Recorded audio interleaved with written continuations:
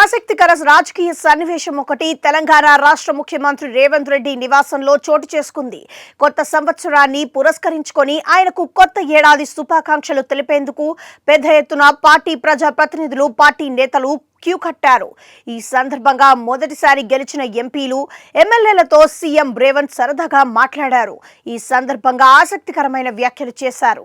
కొత్త ఏడాదిలో ప్రజలకు చేరువ కావాలన్న విషయాన్ని వారికి చెప్పిన ముఖ్యమంత్రి తొలిసారి గెలవటం గొప్పేం కాదని, రెండవసారి గెలిపే గొప్పగా పేర్కొన్నారు. ప్రజా ప్రతినిధిగా మీరు చేసే పనులన్నీ ప్రజలకు రిజిస్టర్ అవుతుంటాయి. అన్ని విషయాలను వారు గుర్తుపెట్టుకుంటారు. మొదటిసారి మీపై చాలా అంచనాలతో గెలిపిస్తారు.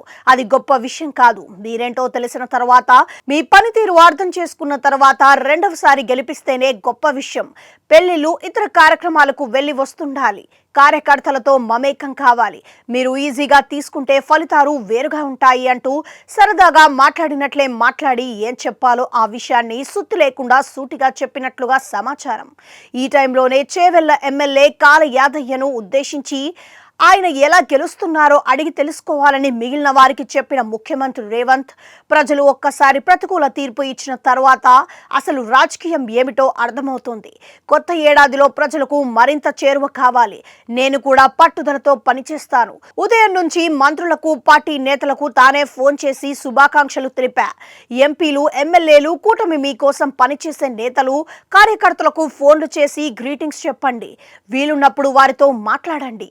స్థానిక సంస్థలు ఎన్నికలే లక్ష్యంగా కేడర్ను కలుపుకొని ముందుకు వెళ్ళండి. ప్రభుత్వం చేపట్టిన డెవలప్మెంట్ను, సంక్షేమ కార్యక్రమాల్ని ప్రజల్లోకి తీసుకెళ్లండి అంటూ వివరించారు. మొత్తంగా కొత్త సంవత్సరం రోజున తన ప్రజా ప్రతినిధులకు క్లాస్ తీసుకున్న సీఎం రేవంత్ దాన్నో సరదా భేటీ అన్న ట్యాగ్ను తగిలించడం చూస్తే ఆయన గడుసుదనం ఇట్టే అర్థమవుతోంది.